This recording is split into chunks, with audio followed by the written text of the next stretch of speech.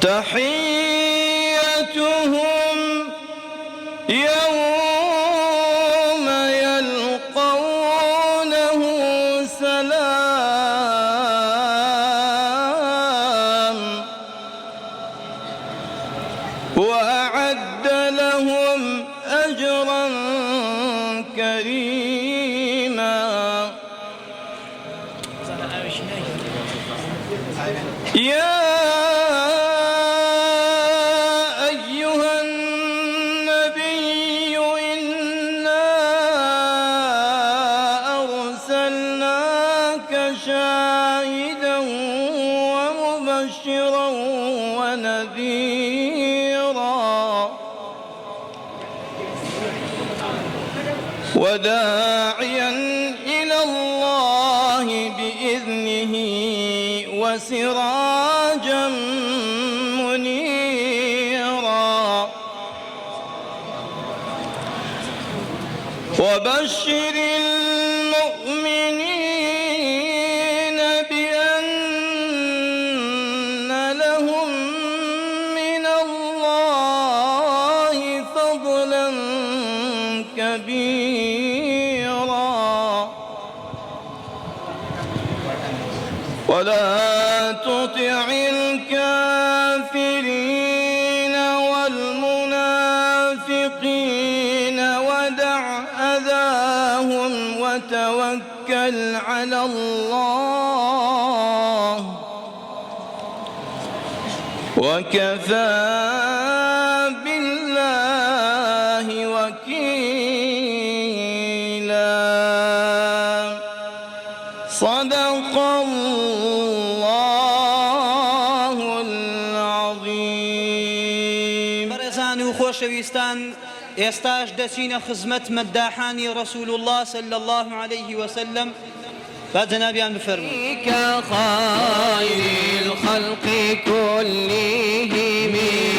مولاي صل وسلم دائما أبدا على حبيبك خير الخلق كلهم محمد سيد الكونين والثقلين محمد خير من يمشي على قدمين مولاي صل وسلم دائما أبدا على حبيبك خير الخلق كلهم محمد زينة الدنيا وبهجتها محمد كاشف الغمات والظلام مولاي صل وسلم دائما أبدا على حبيبك خير الخلق كلهم محمد باسط المعروف جامع محمد صاحب الإحسان والكرم مولاي صل وسلم دائما أبدا على حبيبك خير الخلق كلهم يا ديتو يا درماني من أي طبيبي دردكم يا ديتو يا درماني من أي طبيبي دردكم بعلاجي دامكم صدرم كيد مولاي صل وسلم دائما أبدا على حبيبك خير الخلق كلهم اللهم صل صل على سيدنا محمد وعلى آله وصحبه وسلم. ئێستاش دەچینە خزمەت مامۆستای زۆر خۆشەویست و بەرز و بەڕێز ئیمام و خەتیبی ئەم مزگەوتە و مدەڕیسی حوزرەی ئیمامی شافعی جەنابی مامۆستا مەلا پشتیوان بۆ وتەی بەخێر هاتن جەنابیان با بفەرمون. الحمد لله وصلى الله وسلم على سيد الخلق محمد وعلى آله وأصحابه وأتباعه إلى يوم اللقاء. نسأل الله سبحانه وتعالى أن يجعل جمعنا هذا جمعا مرحوما وتفرقنا من بعده تفرقا معصوما، كما نسأله سبحانه وتعالى أن يوفقنا إيانا وإياكم لإرضاء ربنا وخدمة ديننا وإدخال السرور على قلب سيدنا ومولانا محمد صلى الله عليه وسلم. زور خوش حالين كامشو لخزمتي أم جمع مباركة أم هم ماموستا فقيه كساتيا خوشويسانك لما مجلس يما لخزمتي عن داين قال خوش حال بوين خوش حال تان كردين بهم خوشا دم بالصلوات بن چونكي مجلسك مجلسي پیغمبر صلى الله عليه وسلم. امشو ان شاء الله هر يك يقليوا نظر وبركتي پیغمبري خوا شمول ما عندك صلى الله عليه وسلم. بناوي خومو وكو بيشنوج وتارخواني ام مزقوتو ومدرسي حجري امام شافعي ومدرساني حجري امام شافعي باوكمو براكانمو خصمو قومي ام منطقيو نوش خواناني ام مزقوتا بەخێر هاتنی هەموو میوانە خۆشەویستەکان دەکەم کە ئەم شەو تەشریفیان هێناوە یەخوا بەخێر بێن. زۆر زۆر خۆشحاڵین بە تایبەت بەخێر هاتنی مامۆستا شێخ جەعفەر شەیخی خۆشەویستمان خوای گەورە دەرەجاتی عالی کات. هەموو ئەو مامۆستا بەڕێزانەی کە لەم مەجلیسە حازرن حوجرەکانی دەبەری بتوێن، حوجرەی مامۆستا سەید عەبدوڕەحمانی حاجیاوا، مامۆستا محەممەدی بۆسکێن، تەواوی ئەو حوجرانەی کەوا لێرەش و حوزوریان هەیە، مامۆستا مەلا محەممەدی شیوەڕێز، حوجرەی سونە، هەموو ئەو حوجرانەی کەوا لێرە دانیشتون، ئەو مامۆستا و کەسایەتیانەی کە ئەم شەو لێرە دانیشتون، ئێمە لە جیاتی تاک تاکی نوێژ خوێنانی ئەو مزگەوتە بەخێراتنتان دەکەین. بەڕاستی گەلێک خۆشحاڵم کە ئەم شەو دەبینم ئەم مامۆستا خۆشەویستانە ئەم فەقێ خۆشەویستانە لێرەدا دانیشتون. بۆ زانیاریشتان ئامانجی ئێمە لەم مەجلیسەی ئەم شەو سێشتە. یەکەم یادی پێغەمبەریانە صلی الله عليه وسلم، دووەمیان هاوخەمی بۆ موسڵمانانی غەزە کە خۆم زۆر ئیحراج بووم کە مناسبەکە گەورە نەکەم، بەڵام دوایی نێتم لێ هێناکەوە مناسبەکە بکەینە بەشێکی بۆ غەزە بێ کە یەکێ لە وتارەکانمان باسی ئەم بابەتە دەکات و یەکێ لە فەقێیەکانمان هۆنراوەیەکی خۆشی ئامادە کردەوە بۆ موسڵمانانی غەزە، جێی دڵخۆشیە. و ئامانجێکی ترمان دابەشکردنی خەڵاتەکانە، خەڵاتە گەورەکانی پڕۆژەی نەوبەهار کە ئەم شەو ئینشاڵڵا دەیبینن. 6 خەڵاتی گرانبەهای تێدایە، 4 عومرە لەگەڵ مەکینەیەکی درومانی و کۆمپیوتەرێکی تێدایە. زۆر دڵخۆشم کە دەبینم مانگی مەولود بە بەرهەمێکی زۆرەوە ئێمە لە خزمەتی داین بە کۆمەڵێشتی جوان الحەمدولله. و دەستخۆشی لەو مامۆستا بەڕێزانە دەکەم کە ئەم ساڵ لە مانگی مەولودە بۆ پڕۆژەی نەوبەهار پشتگیریان لە ئێمە کرد کە لەگەڵمان بن لە مزگەوتەکانی خۆیان بەشداری ئەم پڕۆژەیە بکەن ئینشاءالله. لەبەرەوە خۆشەویستان، من زۆر دڵخۆشم کە دەبینم کۆمەڵە مامۆستا کە خۆم وەڵڵاهی لە دڵمدا نابوو پێیان بڵێم، کۆمەڵێ مامۆستا لە دڵی خۆمدام نابوو پێیان بڵێم، کۆمەڵێ بانخواز لە دڵی خۆمدا نابوو پێیان بڵێم، بەڵام کە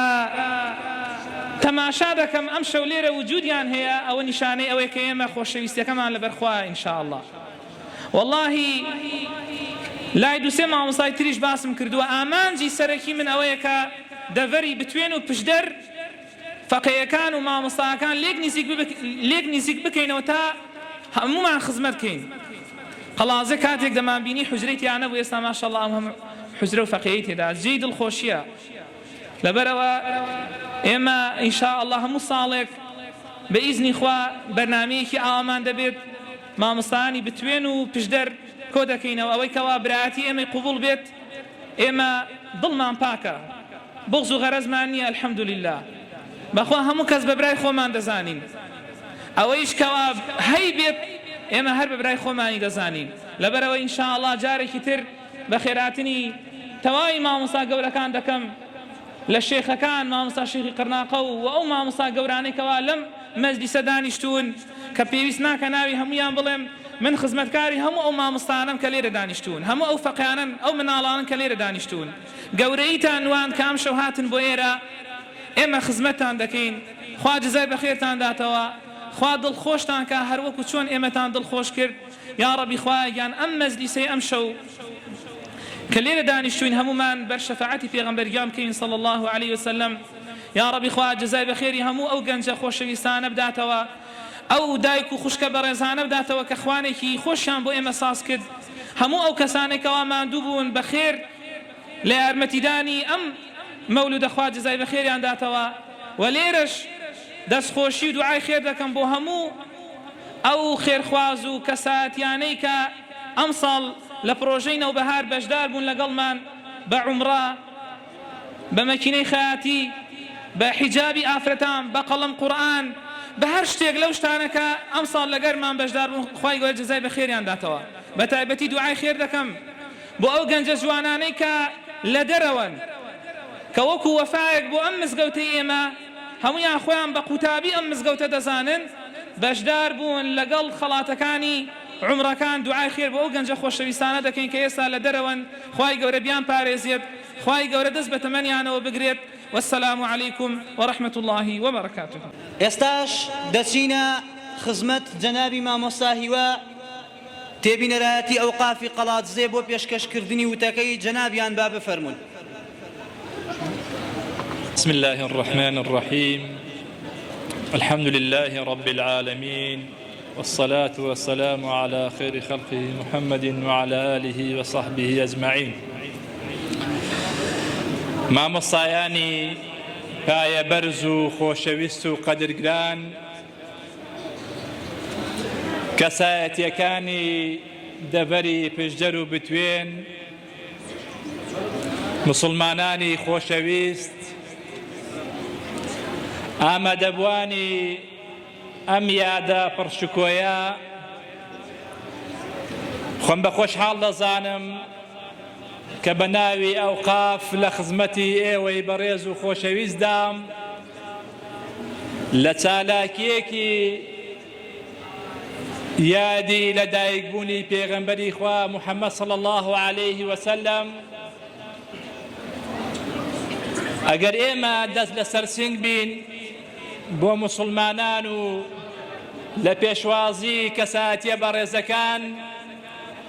ئەوە لە پێشوازی مامۆستایانی قەدرگران و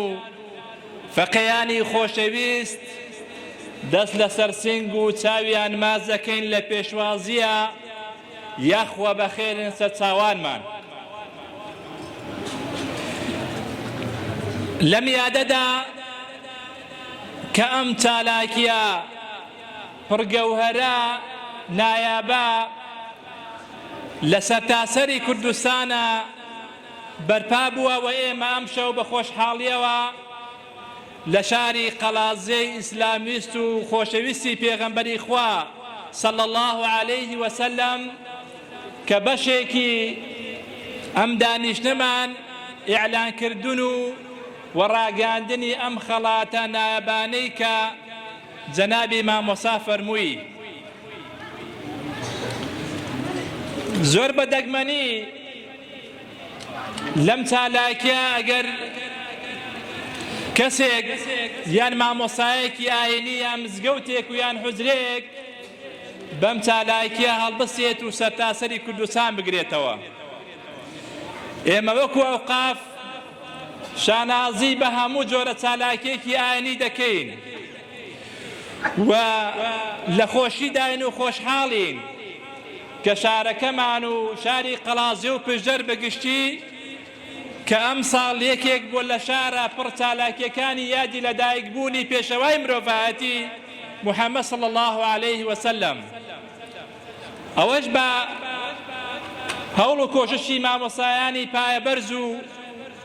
و شێخانی تەریقەت و مسلمانان بەگشتیە.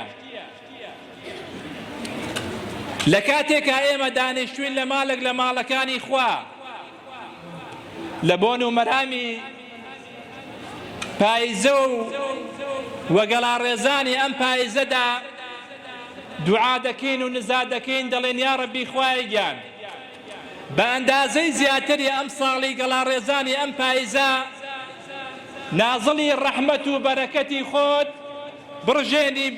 بۆ شاری قەڵازەی خۆشەویست و پشدەر بەگشتی و کوردستان بەگشتی تر دوعا دەکەین و نزا دەکەین دەڵێن یا ڕەبی خوای گیان ئەم مەجلیسە پڕسەڵاوات و ذیکر و قورئانی پیرۆز ببێتە مای خێر و بەرەکەت، ببێتە مای نزولی ڕەحمەت، ببێتە مایەی یەکگرتووی یەکبوونی مسلمانان لەسەر تاسەری کوردستان، ببێتە مای خێر و بەرەکەت، ببێتە مای سەقامگیری هەموو دەوڵەتان و مسلمانانی سەرتاسەری جیهان بە تایبەتی کوردستانی ئازیز و خۆشەویستمان.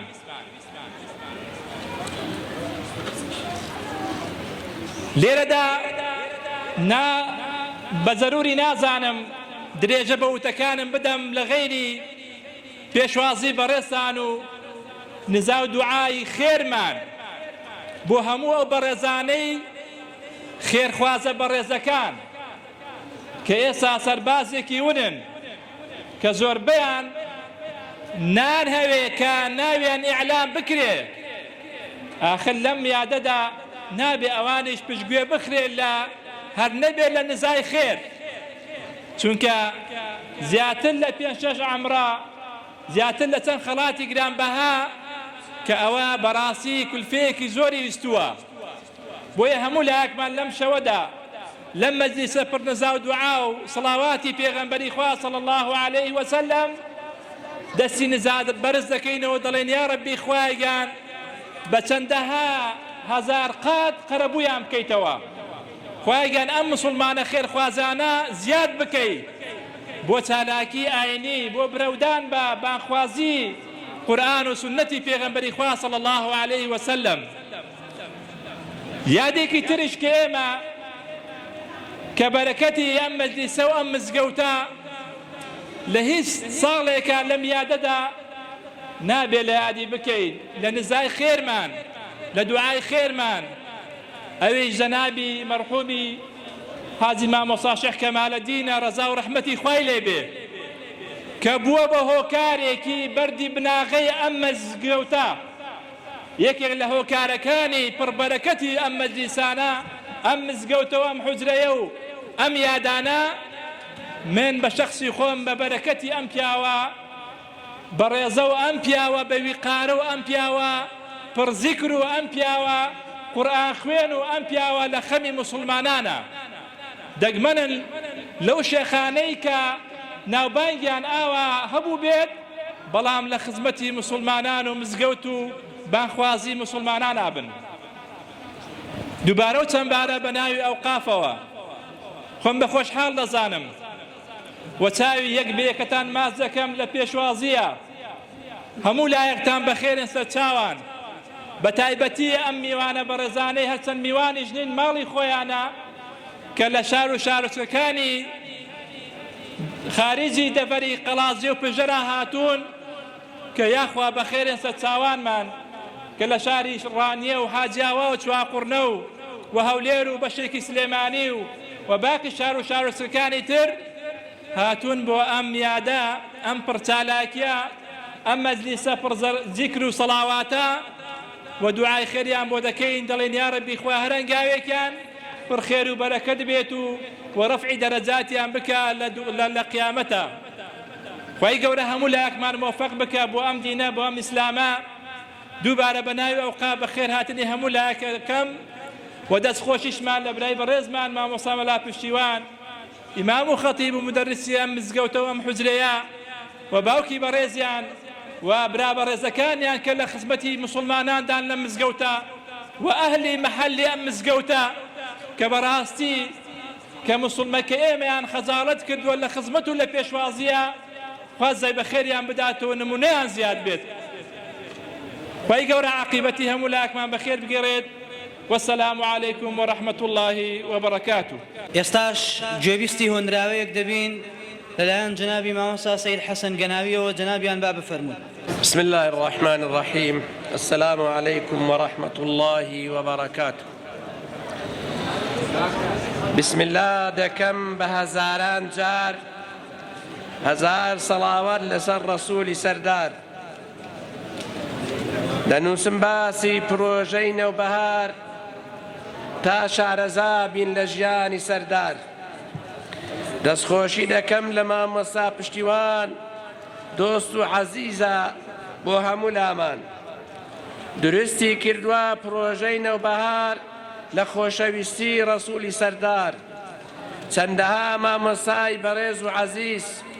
ڕۆژتان بەهار بێ و شەوتان پاییز لەگەڵ هاوکاران بە ماڵ و قەدەم شتێکی باشتان کردۆ محکەم ساڵانە کوڕ و کت ژن و پیاو دەورات دەکەنەوە هەنگاو بە هەنگاو لە ڕەبیع الئەوەل لە مانجی مەولود ئیمتیحان دەکەن دەخوێنن سرود لە خۆشەویستی خۆشەویست دەخوێنن کتاب جەرجی بێدینان دەکەن بە کەباب دەورات دەکەن دەخوێنن سرود یاخوا هەمووتان بگەن بە مەقسوود هەر سەرکەوتوو بن لە ناو کوردستان پێتان سەربەرزە خەڵکی مسلمان ئەوە دەخوێنن ئەوەی دەخوێنن کچن یا کوڕن باوا بزانن گەوهەر و دوڕن ئەوەی سەرت کا پارە و ماڵ خوا مەحفوظی کات بە ماڵ و منداڵ ئەوەی هاوکارە بەوەی پێی دەکرێ لە ئاگری جەهەنەم ڕێگەی لێ بگرێ مانجی مەولودا زۆر بکەن مەولود بیڕازێننەوە بە شیعر و سرود مەولود مەدحی مەولود کەن بە کەیفی خۆتان خێر و پاداشی حازرە بۆتان مەڵێن خودایە مەڵێن کوڕی خوایە مەڵێ شەریکی ذاتی ئەڵڵایە باقی چی دەڵێی لە مەدحی ڕەسوول بۆ تۆ ڕەوایە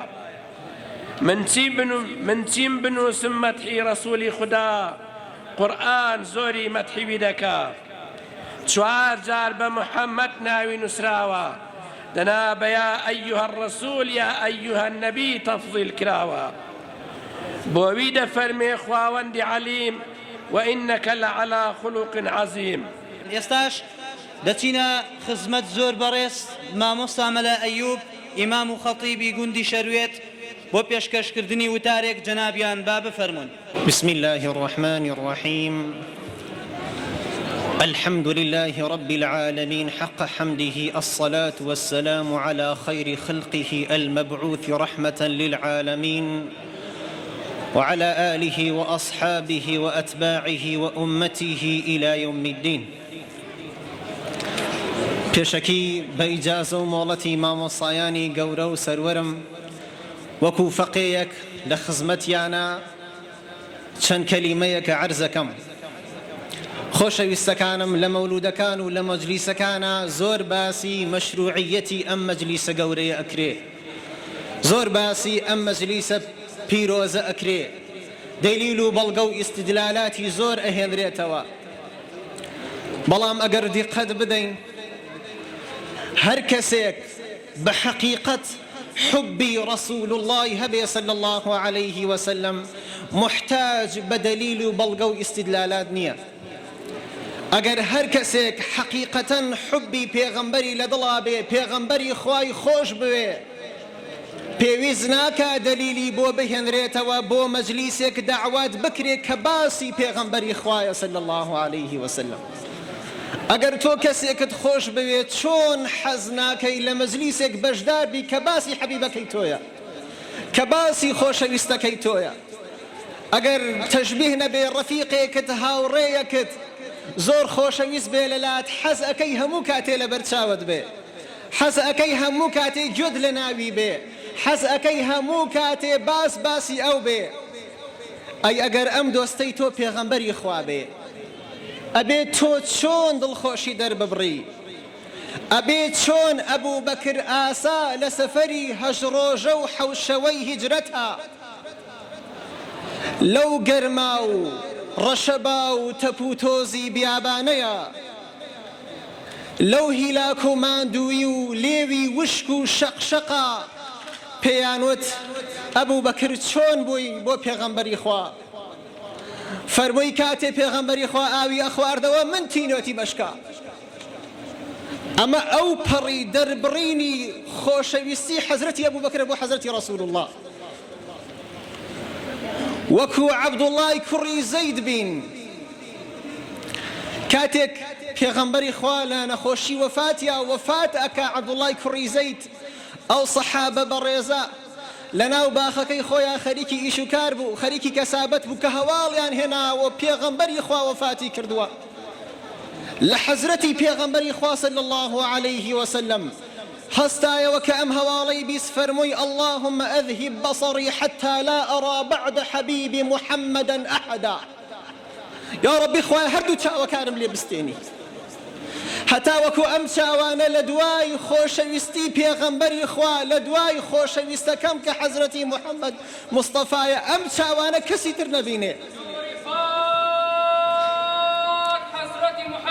صلى الله عليه وسلم فاستجاب الله دعاءه فكف بصره خوای تعالى دعاكي جيراكر هردو چاوی لدزدا اگر دعایك بعشق و محبتي پیغمبر و بکر صلى الله عليه وسلم دبي اوها به خۆشەویستی دەبێ وەکو ئەو پیاوە ئەنساریە بێ کە هاتە خزمەتی پێغەمبەری خوا صلی الله عليه وسلم فەرمووی ئەی پێغەمبەری خوا لە ماڵەوەم کە چاوم تۆی لێ دیار نییە و تۆ نابینم زۆر بێتاقەتە بم خۆم پێ ناگیرێ لە ماڵەوە ئەی پێغەمبەری خوا ئەگەر نێم بۆ مزگەوت و نەتبینم بەرگە ناگرم ئەی پێغەمبەری خوا بەڵام کاتێک کە هێم چاوم بە تۆ ئەکەوێ جەماڵی تۆ ئەبینم تر دڵم سوکنایی دێ دڵم ئەهوەن ئەبێتەوە دڵم ئارام ئەبێتەوە ئەم قسانە ئەکا و قوڵپی گریان ئەدا ئەم پیاوە ئەنساریە پێغەمبەری خوا صلی الله عليه وسلم فەرمێ بۆ ناڕەحەتی بۆ سەغڵەتی ئەم پیاوە ئەنساریە ئەم سەحابە بەڕێزە فەرمووی ئەی پێغەمبەری خوا ئەنتە تەموت وەنەحن نەموت جەنابت وەفات ئەکەی ئێمەش ئەمرین لقيامته أنت ترفع مع النبيين خوای تعالى بلو باي برزي توي برز كردوتو لقل پیغمبرانا اگر إيما بين بهشتيش من بيما بهشتيش إن دخلتها لا أراك يا رسول الله أي پیغمبری خوا زورم خوشوي أي پیغمبری خوا أترسم بيما بهشتيش چاوم بتو نكوي صلى الله عليه وسلم تو خوای تعالى بلو مقام لقل پیغمبرانی تلا برزكاتو بيما بهشتي چاوم پێت ناکەوێ يا رسول الله لا يستاو من خفت وحسرت بو أو كاتخم آيتي شصطنوي صورين زائدا بزي خوای تعالى فرمي من يطع الله والرسول فأولئك مع الذين أنعم الله عليهم من النبيين والصديقين والشهداء والصالحين وحسن أولئك رفيقا ئەو کەسانی کەوا مطیعی خوا و پێغەمبەرن ئەوە خوای تەعالا لەگەڵ پێغەمبەران و شوهەدا و سوڵەحا حەشریانەکا لەگەڵ ئەمانە کۆیانەکاتەوە ئەیانکا بە دۆست و ڕەفیقی ئەمانە مەگەر ئەمانە چاکترین هاوڕێنین باشترین هاوڕێنین ئەمانە بۆ قیامەت وەفاداری ئەبێ لە پێغەمبەری خواوە فێربین کاتێک فاتیمەی کچی ئەسەد وەفاتەکە ئەزانن فاتیمەی کچی ئەسەد کێیە خێزانی ئەبوو تالیبە دایکی ئیمامی عەلی ڕەزا و ڕەحمەتی خوای لێبێ پێغەمبەری خوا صلی الله عليه وسلم زیاتر لە 15 ساڵ لە ماڵی مامی گەورە بووە لە لای ئەم ئافرەتە گەورە بووە کە مامۆژنی بووە ئەم فاتیمەیە زۆر پێغەمبەری خوای خۆشەویست زۆر دەستی ڕەحم و لوتفی بەهێنا بەسەر سەری پێغەمبەری خوایە صلی الله عليه وسلم ئەی فەرموو ئەم محەممەدە برازای مێردەکەمە باوکی نییە دایکی نییە برای نییە بۆیە زۆری خۆشەویست لە منداڵی خۆی جیانە دەکردەوە کاتی ئەم فاتیمەی کچی ئەسەدە وەفاتەکە پێغەمبەری خوا صلی الله عليه وسلم بانگی ئیمامی عومەر و دوو سەحابەی تر ئەکا ئوسامەی زەید و سەحابەیەکی ترە فەرمێ بڕۆن قەبلەکەی بۆ هەڵکەنن كاتي قبركي بوهل كان قبرك أتشتجيرو أقاب لحدك في غمري خوا صلى الله عليه وسلم فرمي ورن خوم هل يكنم في غمري خوا بدسي خوي لحدك بشي جيرو قبرك بوهل أكني كاتي كجنازك أهينا سيري أم قدوي في غمري خوا صلى الله عليه وسلم فرمي اللهم اغفر لأمي بعد أمي يا ربي خواي لم دايكم خوش بي لدواك دايكم يا ربي خواي أما أفرت دايكاتي زوري بو كردوم وكو دايكم بخيري كردوم وكو دايكم نازي كشاوم يا ربي خواي لي خوش بي بحقي وحق الأنبياء من قبلي اللهم وسع لها قبرها خواي لي خوش بي بخاطري منو بخاطري بيغمبراني بيش من يا ربي خواي قبرك بوفريانكي انجا عباي مباركي خوي بورا خستو ناشتيان سيري ام وفائي بيغمبري خواكن صلى الله عليه وسلم بويا بيغمبري خوا قورترين قدوية حتى ايما اللي فير بين بوفا بين بو كسي كش كتاكي لقل معنا كردوه هر بوفا بين بوي خواي قورة بخير وخوشيتان بيني وخواي قورة جزاي بخيري همو لايكتان بداتوا كتشريفتان هنا وبو أم مجلسا خواي تعالى جزاي بخيري جنابي ما وصاب اشتوانيش بداتوا مفروضة لسر همو من دعاي خير بو ما وصاب اشتوانو طواوي أو ما وصا آينيانش بكين كوا جهدو كوششيان ديارة وخزمتي ديني إسلام ولاتي كردواري أكن خواي قورة توفيقي خيري همو لايك من بدا والسلام عليكم ورحمة الله وبركاته يستاش گوێبیستی هۆنراوەیەک دەبین بۆ غەزە لەلایەن فەقێ محەممەدەوە با بفەرموێت هۆنراوەیەک بۆ غەزە بۆ غەم و ئازار و قوربانیدان لە دڵی شەوی تاریکدا دەنگی مناڵێ دەبیسترێ لەژێر ئازاری لەژێر ئاسمانی پڕاگرە هیوای ئاشتی دەچێندرێ خوێن و فرمێسک تێکەڵ ئەبن لە شەقامە وێرانەکاندا بەڵام خۆراگری ناشکێ لە دڵی بێتاوانەکاندا مرۆڤایەتی لێرە دەگری بۆ ئازاری بێتاوانان کەی کۆتایی دێ ئەم شەڕە کەی دەبینی ڕووی ژیان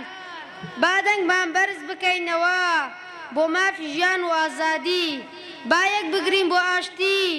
بۆ کۆتایی هێنان بە ناشادی غەزە ناو لە دڵماندایە ئازارت ئازاری ئێمەیە هیوامانەوەیە ڕۆژێک بێت ئاشتی باڵی بەستەر تاکێشا بێت ئەم هۆنراوەیە هەوڵێکە بۆ دەربڕینی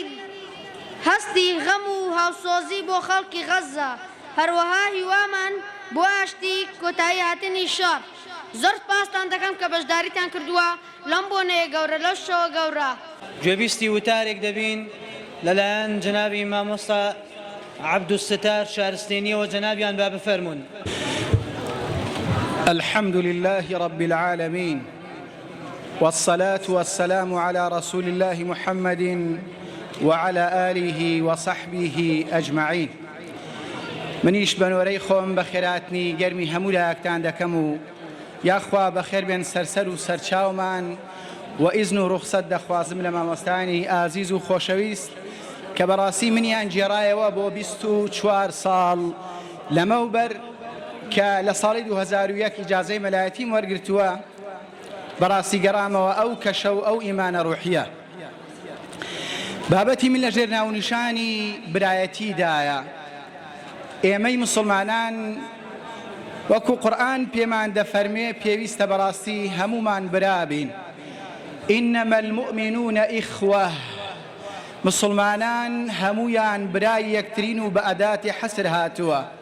بەڵام ئەم برایەتیە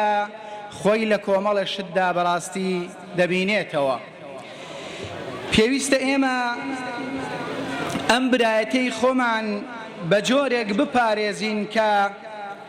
ئەم برایەتی ئیسلامە زۆر لە پێش برایەتی شیریەوەیە زۆر لە پێش برایەتی ئینسانیەوەیە زۆر لە پێش برایەتی معاملات و تیجاراتەوەیە ئەم برایەتیەی کە ئەگەر پێمان بڵێن ئیسلام چییە بە کەمترین دەستەواژە دەڵێن ئیسلام دووشتە عەقیدەیە بریتیە لە عەمەل تا عەقیدەت نەبێ عەمەلت نابێ هەرچەندە عەمەلت زۆر بێ ئەگەر عەقیدەکەشت پاک بێ ئیتر پاداشی لەسەر وەرناگری بۆیە عەقیدە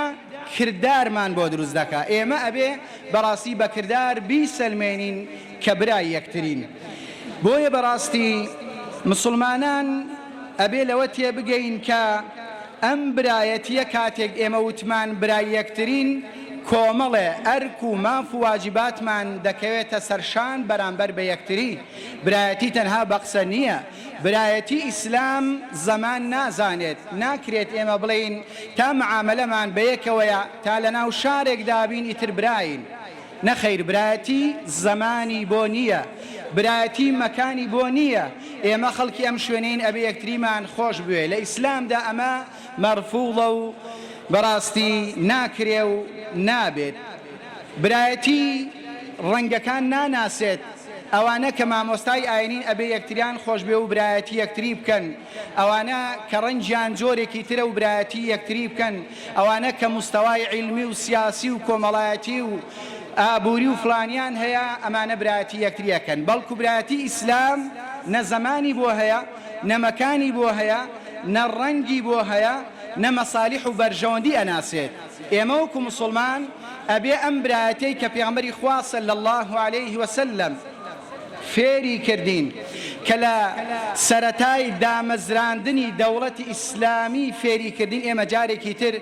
بەڕاستی ڕوح بەبەر ئەم برایەتێدا بکەینەوە هەمومان ببینە برای یەکتری و هەمومان لە غەمی یەکتری دابین و فعلا برایەتی کۆمەڵشتمان لەسەر یەکتری واجب دەکا ئێمە کاتێک برایەتی ئەکەین ئەبێ ئەتەناسوڕ هاوکاری یەکتری بکەین ئەی پێغەمبەرەکەمان نەیفەرموو ئونسوڕ ئەخاکە ظالما ئەو مەظلومە هاوکاری براکەت بکە زاڵم بێت یا خود مەظلوم وتیانەی پێغەمبەری خوا صلی الله علیه وسلم ئێمە ئەزانین مەظلوم چییە بەڵام چۆن هاوکاری براین زاڵممان بکەین ئەوە واریدە ئەشێ ئینسان مسلمان بێ و جاری وا هەیە زاڵم بێت لە نەفسی خۆی لە دەوروبەر لە خاک لە نیشتیمان لە هەر شتێک پێغەمبەری خوا صلی الله علیه وسلم فەرمووی برای زاڵم کارتان ئەوەیە کە دەستی دەگری تەمنعه من الظلم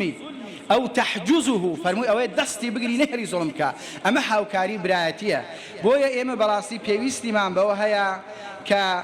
لە غەمی ئەم برایەتێ دابین دووهەم کاتێک ئاڵێین براین ئێمە بەڕاستی ئەبێ لەگەڵ یەکتری سۆز و بەزەییمان هەبێ و ئەم سۆز و بەزەیە پێغەمبەری خوا صلی الله علیه وسلم فێری کردوین قورئان دەفەرمێ مسلمانان لا یەکێک لە صفاتی ئینسانی مسلمان ئەوەیە ئەشیداء علی الکفار بەڵام ڕوحەماء بەینەهم لەگەڵ یەکتریە زۆر بە سۆز و بەزەی و میهرەبانن ئایا ئێستا ئێمە فعلا وا ماوین ئێمەی مسلمان هەست بە ئێش و ئازارەکانی خەڵکی غەزە ئەکەین ئێمەی مسلمانی ئەم سەردەما بەداخەوە نەبووینە تەفرەقە و بە جۆرێک کە هەر یەکەی غەمی خۆمانە لە حاڵێکدا کە ئیسلام پێمان دەفەرمێ ئێوە ئەبێ هاوکاری یەکتری بن ئایا ئێمە فعلا ئەم هاوکاریە لەناو ئێمەدا ئێستا وجودی ماوە یان نا بەڵێ ئەبێ بەڕاستی جارێکی تر فۆرماتی دینداری خۆمان بکەینەوە ئێش و ئازار و معاناتی غەزە وامان لێ دەکات جارێکی تر بە عەقیدەکەمان بە بیر و باوەڕمان بە ئیسلامەتیمان بە دەربڕینی خۆشەویستمان بۆ خوا بۆ پێغەمبەری خوا صلی الله علیه وسلم بۆ خاکمان بۆ نیشتیمانمان بەڕاستی ئەبێ ئەبدەی بکەینەوە فۆرماتی بکەینەوە صلی الله علیه وسلم بۆیە پێویستیمان بەوە هەیە کە ئێمەش لەگەڵ ئێش و ئازارەکانی ئەوان دابین لەگەڵ غەم و خەفەتەکانی ئەوان دابین ئەو مسلمانانەی کە پێم وابێ کاتێک کە تۆ کتێبەکانی دڕک و مێخەک و ئەمیری سێبەر و هاوڕێی زیندان و کۆمەڵی لەم کتێبانە ئەخوێنیەوە ئەگەیتە ئەو حەقیقەتەی کە بەڕاستی ئەوەی کەوا خەڵکی غەزەی بەتەنها هێشتۆتەوە ئەوەیە کە ئەوان دەجەنگن لە پێناو عەقیدە و بیر و باوەڕێکی پۆڵایینیان و ئێمەی مسلمانیش و بە تایبەتی بەداخەوە ئەو کەسانەی کە دەستڕۆیشتون لە حوکام و دووەلی عەرەبی بەداخەوە ئەوانیان بەجێ هێشتووە کە ئەمە لانی کەم ئێمە وەکو برایەتی ئەگەر لەم دەقەوە کەسێکمان هەبوو بێخوانە خواسە کەمتەر خەم بووە لەم دەقەیەوە لانی کەم لە هەموو کاتێک دوعایان بۆ بکەین ئەوانەمان کە بوونمان هەیە کە سپاس بەخوای گەورە هەرێمی کوردستان لە ڕووی بەخشندەی بە خەڵکی مەزلوم و ستەملێکرا و برانی و خوشکانی غەزەمان زۆرمان بەخشی ئەبێ بەڕاستی زیاتر و زۆرتر ببەخشین. خاڵێکی ترکە لە برایەتیدا فێری ئەبین ئەوەی ئێمە تەعاون و هاوکاری یەکتری بین. ئەی خوا نافەرمێ وتعاونوا على البر والتقوى ولا تعاونوا على الإثم والعدوان. ئەبێ هەمیشە لە کارە چاکەکاندا هاوکاری یەکتری بین، لە غەمی یەکتری دابین، جورئەت و غیرەت بە خۆمان ببەخشین، خۆمان ماندوو بکەین، هەوڵ و ماندووبوونەکانمان بخەینەگەڕ لە پێناو ئەم برایەتیە. و هەروەها یەکێکی تر لە خاڵەکان ئەوەیە کە ئێمە نەسیحەت و ئامۆژگاری یەکتری بکەین و هەمومان قبوڵی یەکتر بکەین بۆ ئەوەی ئەم برایەتێ تۆکمە بێ، ئەم برایەتێ بەهێز بێ. بەڕاستی ئینسان کاتێک کە سەحابەکانی پێغەمبەری خوا صلی الله علیه وسلم کە مامۆستاکان پێغەمبەر بوو، کە قوتابی و شاگردی ئەو پێغەمبەرە بوون، کاتێک ئینسان ئەچێتە خزمەت برایەتی ئەوان ئینسانی ئەم ڕۆژگارە وەکو مسلمانێک ئێمە شەرم لە خۆمان دەکەین. ئەمانە پێویستە التەراحم و التەناسح لە نێوانماندا هەبێ وەی کەوا بە تەواوی معنە ئەم برایەتێ بپارێزین. سپاس بۆ جەنابی مامۆستا پشتیوان، خوای گەورە پاداشی بداتەوە. ئەم مامۆستا بەڕێزە بەڕاستی پێویستی پێم وابێ بەوە هەیە هەمومان هاوکاری ئەم مامۆستایە و هەموو ئەو جۆرە مامۆستایانە بین کە خزمەتێکی ئاوا گەورە دەکەن لە مزگەوتێک ئاوا توانیوانە لە سەرجەم کوردستان هەموو چین و توێژەکان کۆبکەنەوانێ. خوای پەروەردگار پاداشی بەخێری جەنابیان و خوای گەورە پاداشی بەخێری ئێوەش بداتەوە و والسلام علیکم ورحمة الله وبركاته. ساش گوێبیستی هۆنراوەیەک دەبین لەلایەن جەنابی حاجی مامۆستا مەلا خدر دەف ئیمام و خەتیبی مزگەوتی سیراج الدین لە حاجیاوە جەنابیان با بفەرمون. السلام عليكم ورحمة الله وبركاته. گەنجە خۆشەویستەکان، هۆنراوەکەی من بۆ ئێوەیە. هەرچەندە بە ناوی فریادی کوڕمەوە نووسیمە وەکو وەسیەتنامە، بەڵام بۆ هەموو گەنجێکە ئومێدەوارم گەنجە خۆشەویستەکان بە چاکی گوێم بۆ شلکەن.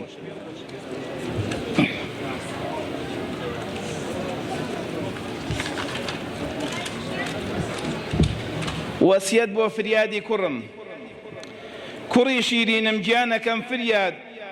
وەسیەتێ ئەەکەم قەت مەیکە لە یاد، زوو زوو وەسیەتی باوکی دڵسۆزت بخوێنەوە بە هەست و بە سۆزت. کوڕی شیرینم جوان لێ ڕامێنە، هەردەم سەیری کە وەکو ئاوێنە، گیر و گرفتت غەم و خەیاڵت لەگەڵ ئازار و مەینەتی حاڵت، بیکە بە چرابا لە دەستت بێ، یا هەر لە ناخ و بیر و هەستت بێ، بۆ ئاسوودەیی خۆت و دەوروبەر هەر بە وێنەی تاز بیخەرە سەرسەر.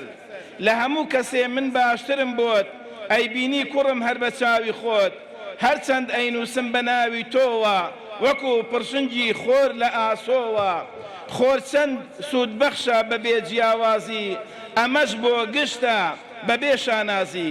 کوڕی شیرینم کەسی بەهرەمەند قەت ناکات لە یادی خوداوەند، چونکە هەر تەنیا ڕێگەی ئەو ڕاستە، جێی تێڕامان و تێبینی و باستە. هەر ڕێگایە تر بگری ئەزانی، دەرەنجامەکەی هەر پەشیمانی. لە هەوڵدا بە بۆ دوا ڕۆژی گەشت، با نەهامەتی نەتکا چارە ڕەش.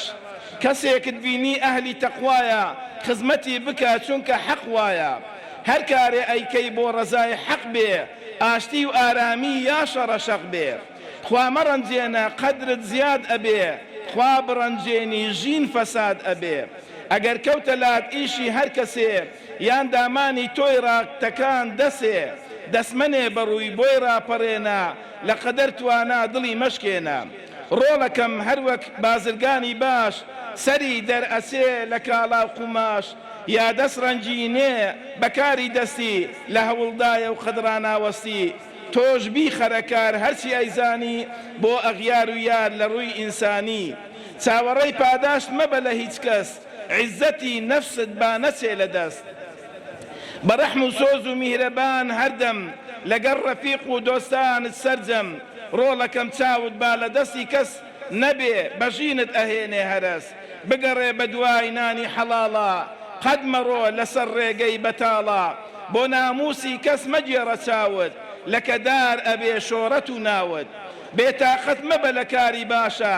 بە باشەکاری ئەبی بە پاشە. خراپە ئەتکا تووشی سەر ئێشە، لە قەدەر بەڕە لاقت ڕاکێشە. سەیری دەوڵەمەند مەکە لە ژینە، تا بمێنیەوە لە ناو پەرژینە. کە نەتبوو وەکو ئەویش داتە بەر، خۆت بەدەستی خۆت قوڕ ئەکەیتە سەر هەر چەندێ خوددا بەخشی پێدڕۆڵە شکری خوددا کە ژێری مەکۆڵە دەستخەیتە ناو هەر کونێ بەدزی دڵنیا بە گەرمارێ ئەدگەزی زمانت بگرە لە وتەی بێجێ با لە ناو خەڵت پێت لەق نەبێجێ قەت لە یاد مەکە ڕێگەی باوانت مەهێڵە خۆڵ بکرێتە چاوانت ڕێزی گەورەتر لە خۆت پێویستە کەسی باش لە لای عام خۆشەویستە گیرۆدە مەکە کەس بەدەست و دەم زوڵم ئەکێشێ بەرەو جەهەندەم لە ئاسی حەقیش چاومەن و خێنە هەرچی دیسەری بۆ مەلەخێنە دۆست و دوژمنت لە یەک جوداکە دائیم ڕووی دڵت هەر لە خوداکە ئێستاش بۆ دیاریکردنی خەڵاتە گەورەکان بۆ پڕۆژەی نەوبەهار دەچینە خزمەت مامۆستای خۆشەویست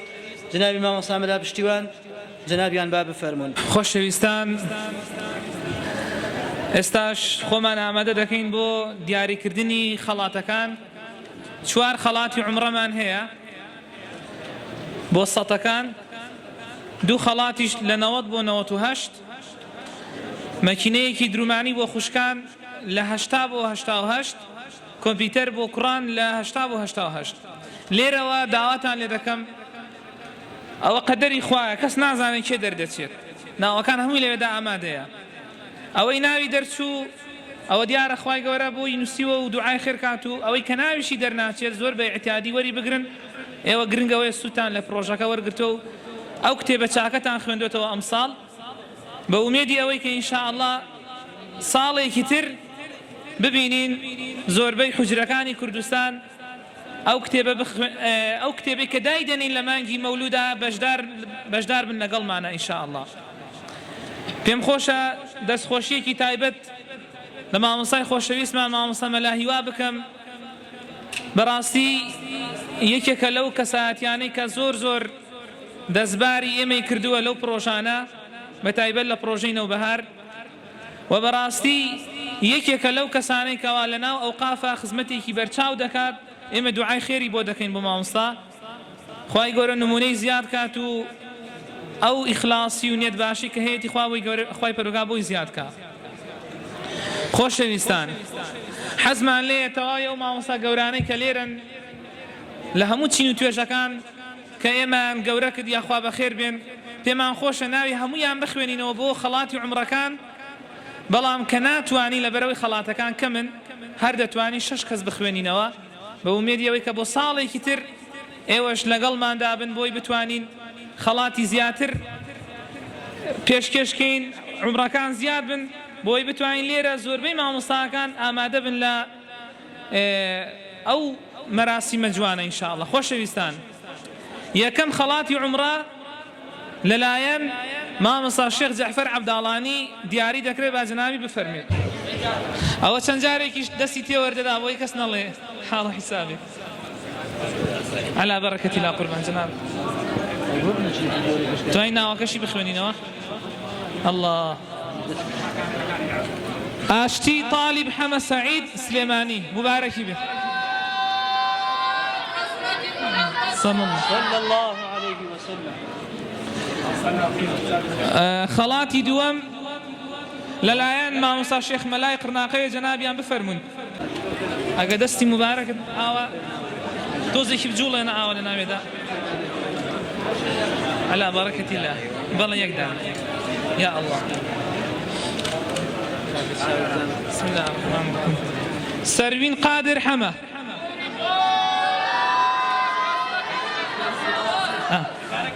سەروین قادر حەمە قەڵازێ مبارەکی بێ ئینشاءالله خەڵاتی سێیەم هەر عومرەیە لە 90 بۆ 98 دیاری دەکرێت لەلایەن مامۆستای خۆشەویستمان مامۆستا حەمەدەمینی هەڵشۆیی با جەنابیان بفەرمون جەنابەت ئەمەی بکەوە ئەگە عەزیز نەبێ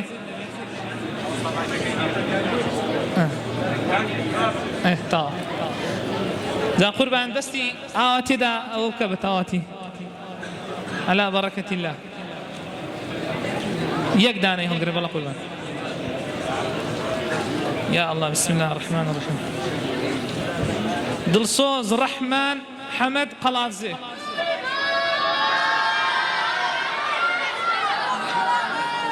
دڵسۆز ڕەحمان حەمەد مبارەکی بێ ئینشاءالله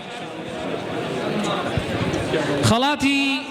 چوارەمیان هەر عومرە لەلایەن مامۆستای خۆشەویستمان مامۆستا مەلاهیوا با جەنابی فەرمێت.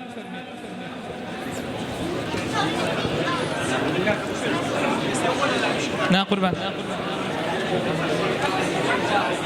مامۆستای گەنەگەدا بەڵێ بەڵێ کورە خەڵک ناڕاتەوە خەمەنە. بسم الله الرحمن الرحيم. يا الله. إسراء صلاح أحمد هولير. صلى الله عليه وسلم. خواهي قورا نمونة زيارك إن شاء الله. خەڵاتی ئەوانم بۆ نزیکەوە ئەمەیان چییە؟ ئەمەیان 80 بۆ 88 قورآنە لەلایەن مامۆستا محەممەدی بۆسکێن خاوەنی حوجرەیە. خوای گەورە دەرەجاتی عالیەکە بە مامۆستایان بفەرمێت. سەڵاوات.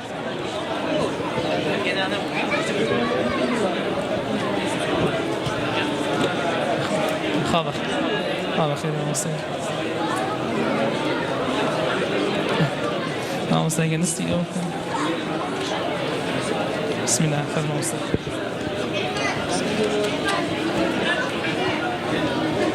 عمر إسماعيل صديق قلازي. صلى الله عليه وسلم. عمر إسماعيل صديق مبارك إن شاء الله. خەڵاتی مەکینەی درومانی مامۆستا سەید عەبدوڕەحمانی مامۆستا سەید عەبدوڕەحمان لە حاجیاوادا دەنیشێت بۆ خۆی لەبەرەوەی نەخۆشە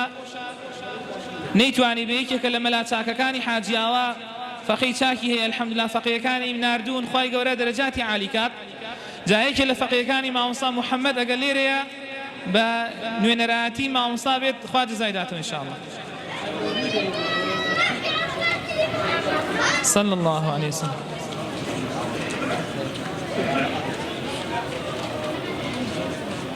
عليك السلام ومساجين فرم قربان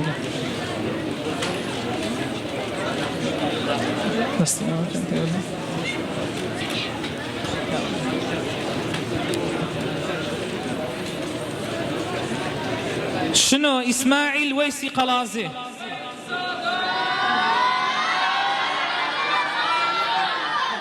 شنو إسماعيل ويسي سواز بخواي قورا أوش برهمي مولودي پیغمبر صلى الله عليه وسلم ومید بخوا سالانی تر زیاتر گرینگی پیدا دین مجلس كمان بردوام دبید بقصائدی خوش و مدحی پیغمبریان صلى الله عليه وسلم لقر شیرنی خوارنوا خوش او دمی كروج وشو طوافك رواقتو خوش او سريك كوتبي لكوت او سقاقتو يا رسول الله بتيك تيك بدلي كني باشتياقي تو حياتي من وصالي تو مماتي من فراقي تو بەڵێ پەری خەیاڵی تۆ عیلازی شێت و هارەکە دەروون پڕ لە زامەکەم گرانە داوای دەردەکەم پێغەمبەریانە ئەی دای دەردەکەم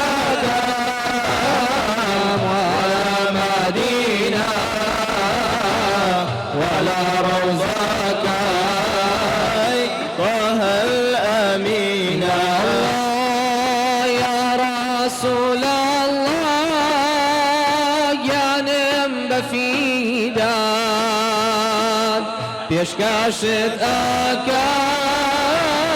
سەلام و ساڵات بۆچی بگارێم بۆ مۆزیزاتێن تۆ خۆت مۆزیزای بە بەرزی سیفان دەرۆن پڕ لە زان زامەکەم گرانە بەوای دەردەکەم پێغەمبەریانە ئەی دای دەردەکەم وەلا مەدینە ولا روزاك طه الأمينة رسول فرموي أداي بالأيام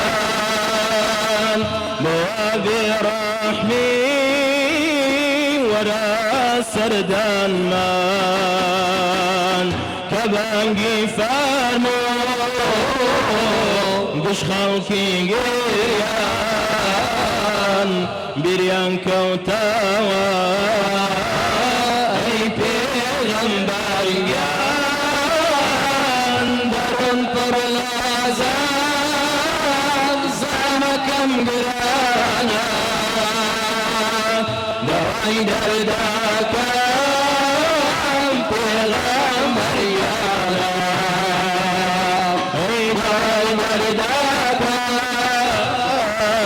ولا مدينة ولا روزاك